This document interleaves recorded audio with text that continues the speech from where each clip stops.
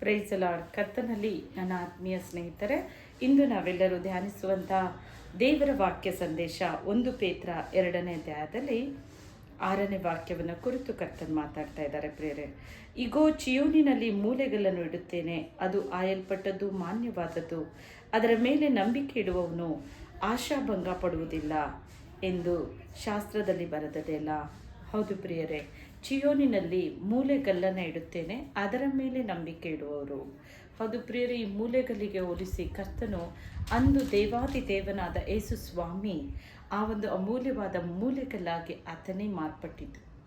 ಆತನ ಮೇಲೆ ಇವತ್ತು ನೀವು ನಂಬಿಕೆ ಇಟ್ಟಿದ್ದೀರಾ, ಆತನಲ್ಲಿ ಭರವಸೆ ಇಟ್ಟಿದ್ದೀರಾ, ಆತನೇ ನನ್ನ ದೇವರು ಎಂಬುದಾಗಿ ನೀವು ಅಂಗೀಕಾರ ಮಾಡಿದ್ದೀರೋ, ಯೇಸುವಿನ ನಾಮದಲ್ಲಿ ನೀವು ಪ್ರತಿಯೊಂದು ವಿಚಾರಗಳನ್ನು, ಬೇಡಿಕೆಗಳನ್ನು ಆತನ ಪಾದದಲ್ಲಿ ಇಟ್ಟು ಪ್ರಾರ್ಥನೆ ಮಾಡ್ತಾ ಇದ್ದೀರೋ, ಆ ಚಿಯೋನಿನ ಮೇಲೆ, ಆ ಆಯಲ್ಪಟ್ಟಂಥ ಮೂಲೆಗಲ್ಲಿನ ಮೇಲೆ ಭರವಸೆ ನಂಬಿಕೆ ಇಡುವವರಿಗೆ ಎಂದೂ ಆಶಾಭಂಗ ಪಡೋದಿಲ್ಲ. ನಿಮ್ಮ ಆಸೆಗಳನ್ನು ಆತ ಭಂಗಪಡಿಸೋ ದೇವರಲ್ಲ, ಅದನ್ನು ನೆರವೇರಿಸುವ ಕರ್ತನು. ನಿಮ್ಮ ಆಸೆಯನ್ನು ಸಂಪೂರ್ಣವಾಗಿ ನೆರವೇರಿಸಿ ನಿಮ್ಮನ್ನು ಆಶೀರ್ವಾದದಿಂದ ತುಂಬುವ ಆತನು. ಆತನ ಮೇಲೆ ನೀವು ನಂಬಿಕೆ ಇಟ್ಟು ಪ್ರಾರ್ಥಿಸ್ತಾ ಇರುವಂಥ ಪ್ರತಿಯೊಂದು ಬೇಡಿಕೆಗಳನ್ನು ಇಂದು ಕರ್ತನು ನೆರವೇರಿಸಕ್ಕೆ ಹೋಗ್ತಾ ಇದ್ದಾರೆ ಪ್ರಿಯರೇ. ಆ ಮೂಲೆಗಲ್ಲು ಆಯಲ್ಪಟ್ಟದ್ದು, ಮಾನ್ಯವಾದದ್ದು. ನೀವು ಅದರ ಮೇಲೆ ನಂಬಿಕೆ ಇಡುವವನು ಆಶಾಭಂಗ ಪಡೋದಿಲ್ಲ. ನಿಮ್ಮ ಆಸೆ ಎಲ್ಲ ಏಸಪ್ಪ ಪೂರ್ಣವಾಗಿ ಸಂಪೂರ್ಣವಾಗಿ ಅದನ್ನು ಈಡೇರಿಸ್ತಾ ಇದ್ದಾರೆ. ದೇವರಿಗೆ ಗೊತ್ತು, ನಿಮ್ಮ ಮನಸ್ಸಿನಲ್ಲಿ ಅನೇಕ ಆಸೆಗಳಿದೆ, ಬೇಡಿಕೆಗಳಿದೆ, ಚಿಂತೆಗಳು ಇದೆ. ನೀವೇನೆಲ್ಲ ಆ ಪ್ರಾರ್ಥನೆಯಲ್ಲಿ ಬೇಡ್ತಾನೇ ಇದ್ದೀರಾ. ಯಾಕೆಂದರೆ ಈ ಲೋಕದಲ್ಲಿ ಸಂಕಟ ಉಂಟು, ಧೈರ್ಯವಾಗಿರಿ, ಈ ಲೋಕವನ್ನು ನಾನು ಜಯಿಸ್ತೇನೆ ಎಂಬುದಾಗಿ ಹೇಳಿರೋರು ಏಸಪ್ಪ ತಾನೇ, ಆತನೇ. ದೇವರು ಜಯಿಸಿ ಕೊಡುವ ಆತನು. ಇವತ್ತು ಎಲ್ಲದರಲ್ಲೂ ಜಯ ಬೇಕು ಅಂದರೆ ದೇವರ ನಾವು ಮುಮ್ಮಲವಾಗಿ ನಾವು ಕಳಿಸುವಾಗ, ದೇವರ ಮೇಲೆ ನಾವು ನಂಬಿಕೆ ಇಡುವಾಗ ನಮ್ಮ ಆಸೆಗಳೆಲ್ಲವೂ ಪೂರ್ಣವಾಗ್ತಾ ಹೋಗುತ್ತೆ, ನಮ್ಮ ಬೇಡಿಕೆಗಳು ನೆರವೇರ್ತಾ ಹೋಗುತ್ತೆ ಪ್ರಿಯರೇ. ಅಷ್ಟು ಮಾತ್ರ ಅಲ್ಲ, ಆರೋಗ್ಯದಾಯಕನ ದೇವರು ಆರೋಗ್ಯದಿಂದ ತುಂಬಿಸಿ ಉತ್ತಮವಾದ ಒಂದು ಆರೋಗ್ಯದಿಂದ ತುಂಬಿರೋ ಶರೀರವಾಗಿ ನಮ್ಮನ್ನು ಮಾರ್ಪಡಿಸ್ತಾರೆ. ತಂದೆಗೆ ಅಸಾಧ್ಯವಾದ ಯಾವುದೂ ಇಲ್ಲ, ಯಾವುದೊಂದೂ ಇಲ್ಲ. ನೀವಿವತ್ತು ಭರವಸೆ ಇಡಿರಿ. ಆ ಮೂಲೆಗಳನ್ನು ಲೋಕ ಹೇಳ್ತಾ ಇರ್ಬೋದು, ಈ ಕ್ರಿಸ್ತನು ಯಾರಿರ್ಬೋದು, ಯೇಸು ಸ್ವಾಮಿ ಯಾಕೆ ಈ ಜನ ನಂಬಿ ಆತನ ಹಿಂದೆ ಹಿಂಬಾಲಿಸ್ತಾ ಇದ್ದಾರೆ, ಆತನನ್ನೇ ನಂಬಿಕೆ ಇಟ್ಕೊಂಡು ಆತನಿಗಾಗಿ ಏನೆಲ್ಲ ಸಂಕಷ್ಟಗಳು, ದುಃಖಗಳು, ವೇದನೆಗಳು ಏನೇ ಬಂದರೂ ಕೂಡ ಆತನನ್ನು ಬಿಡದೆ ಅವರು ಗಟ್ಟಿಯಾಗಿ ಹಿಡಿತಾರಲ್ಲ, ಆತನಲ್ಲಿ ಏನಿರ್ಬೋದು? ಹೌದು ಪ್ರಿಯರೇ, ಆತನನ್ನು ಮೂಲೆಗಲ್ಲಾಗಿ ಅವರು ಮಾಡಿರ್ಬೋದು. ಅವರೆಲ್ಲರೂ ಕೂಡ ಆತನನ್ನು ತಳ್ಳಿಬಿಡುವಂಥ ಕಾರ್ಯಗಳಲ್ಲಿ ಇರ್ಬೋದು. ಲೋಕ ಏನು ಹೇಳಿದ್ರು, ನಿನ್ನ ಮನಸ್ಸು ಏನಾಗಿದೆ? ದೇವರ ಮೇಲೆ ನೀನು ಭರವಸೆ ಇಟ್ಟಿದೆಯಾ, ನಂಬಿಕೆ ಇಟ್ಟಿದೆಯಾ? ಲೋಕದಲ್ಲಿ ಒಂದು ಸಂಕಟ ಇದೆ, ಲೋಕದಲ್ಲಿ ಅನೇಕರು ಕ್ರಿಸ್ತನನ್ನು ದೂಷಿಸಿ ದೂರ ಮಾಡಿದ್ದಾರೋ. ಪ್ರಿಯ ಸಹೋದರ ಸಹೋದರಿ, ನಿನ್ನ ಮನಸ್ಸು ಕರ್ತನ ದೃಢವಾಗಿ ನಿಲ್ಲಿ, ಬಲವಾಗಿ ನಿಲ್ಲು. ಒಂದು ಸಾಕ್ಷಿಯ ಮಗನಾಗಿ, ಮಗಳಾಗಿ ನೀನು ಮಾರ್ಪಡು.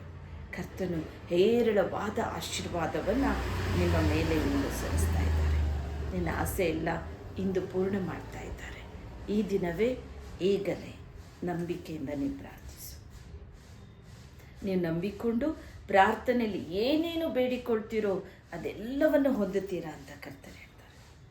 ನೀವು ನಂಬಿಕೊಳ್ಳ್ರಿ, ಏನೇನಾದರೂ ಬೇಡ್ರಿ, ಏಸಪ್ಪ ಅದೆಲ್ಲವನ್ನು ಈ ದಿನವೇ, ಈಗಲೇ ಅನುಗ್ರಹಿಸ್ತಾ ಇದ್ದಾರೆ. ನಾವು ಪ್ರಾರ್ಥನೆ ಮಾಡೋಣ. ಪ್ರೀತಿಯುಳ್ಳ ದೇವನೇ ಸ್ವಾಮಿ, ನನ್ನೊಂದಿಗೆ ಸೇರಿ ಪ್ರಾರ್ಥನೆ ಮಾಡ್ತಾ ಇರೋ ಪ್ರತಿಯೊಂದೊಂದು ಮಕ್ಕಳಿಗಾಗಿ ನಾವು ಪ್ರಾರ್ಥಿಸ್ತೇನೆ. ಅವರ ಚಿಂತೆ, ಅವರ ದುಃಖ, ಅವರ ನೋವು, ಅವರ ವೇದನೆ, ಅವರ ವ್ಯಾಧಿ ನೀನೆಲ್ಲವನ್ನೆಂದು ಹೊತ್ತು ತೀರಿಸಪ್ಪ. ಹೌದಪ್ಪ, 2000 ವರ್ಷಗಳ ಹಿಂದೆಯೇ ನೀವು ಎಲ್ಲವನ್ನ, ನಮ್ಮ ಸಂಕಷ್ಟಗಳ, ನಮ್ಮ ಭಾರವನ್ನು, ನಮ್ಮ ವ್ಯಾಧಿಯನ್ನು, ನಮ್ಮ ಪಾಪವನ್ನು ನೀವು ಹೊತ್ತು ತೀರಿಸಿದ ದೇವನು ಏಸಪ್ಪ. ಈಗಲೇ ಅವರಿಗೆ ಬಿಡುಗಡೆ ಕೊಡು. ನಿನ್ನ ಆಶೀರ್ವಾದ ಅವರ ಮೇಲೆ ಇಳಿಯಲಿ ಸ್ವಾಮಿ. ಆಶೀರ್ವದಿಸು, ಸಂಪೂರ್ಣ ಒಂದು ಆಶೀರ್ವಾದ ಇಳಿಯಲಿ ಅಪ್ಪ. ತಂದೆಯೇ, ಅವರು ಏನೆಲ್ಲ ಕೇಳ್ತಾ ಇದ್ದಾರೆ ಸ್ವಾಮಿ, ನಿನ್ನ ಹೆಸರಿನಲ್ಲಿ ಬೇಡ್ತಾ ಇದ್ದಾರೆ ಅಪ್ಪ. ಅವರ ವಿವಾಹ ಕಾರ್ಯಕ್ಕಾಗಿ ಬೇಡ್ತಾ ಇರ್ಬೋದು ತಂದೆ, ಅವರ ಕೆಲಸ ಕಾರ್ಯಕ್ಕಾಗಿ ಪ್ರಾರ್ಥನೆಯಲ್ಲಿ ಮೊರೆ ಇಡ್ತಾ ಇದ್ದಾರೆ, ಕುಟುಂಬದ ಒಂದು ಜವಾಬ್ದಾರಿ ಕಾರ್ಯಕ್ಕಾಗಿ ಬೇಡ್ತಾ ಇದ್ದಾರೆ ಅಪ್ಪ. ಅವರು ಏನು ಪ್ರಾರ್ಥನೆಯಲ್ಲಿ ಬೇಡ್ತಾ ಇದ್ದಾರೋ ತಂದೆ, ಇಂದೇ ಅದು ದಯಪಾಲಿಸು. ಈಗಲೇ ಅವರ ಜೀವಿತದಲ್ಲಿ ಒಂದು ಬೆಳಕು ಉದಯವಾಗಲಿ, ಅವರ ಆಸೆ ಎಲ್ಲವೂ ಪೂರ್ಣವಾಗಲಿ. ಆಶೀರ್ವದಿಸು, ಆಶೀರ್ವದಿಸು ತಂದೆ. ಜೀವವುಳ್ಳ ಯೇಸುವಿನ ನಾಮದಲ್ಲಿ ನಾವು ಬೇಡಿ ಹೊಂದಿದ್ದೇವೆ ತಂದೆಯೇ. ಆಮೇನ್, ಆಮೇನ್. ಪ್ರಿಯರೇ, ದೇವರೆಂದು ನಿಮ್ಮ ಆಸೆಯನ್ನು ಪೂರ್ತಿಗೊಳಿಸಿದ್ದಾರೆ. ನಂಬಿಕಸ್ಥನು ಆಶೀರ್ವಾದವನ್ನು ಪೂರ್ಣವಾಗಿ ಹೊಂದಿಕೊಳ್ತಾನೆ. ಹಾಗೆ ನಂಬಿಕೆ ಇರಲಿ. ಎಲ್ಲ ಆಶೀರ್ವಾದವನ್ನು ದಿನೇ ದಿನೇ ನೀವು ಪಡಿತಾ ಉನ್ನತ ಸ್ಥಿತಿಯಲ್ಲಿ ಹೋಗ್ತೀರಾ. ಕರ್ತ ನಿಮ್ಮನ್ನು ಹೇರಳವಾಗಿ ಎಂದು ಆಶೀರ್ವದಿಸಿ ಸಂಪೂರ್ಣವಾದ ಆಶೀರ್ವಾದ ಇವತ್ತು ಹೊಂದಿಕೊಂಡಿದ್ದೀರಾ.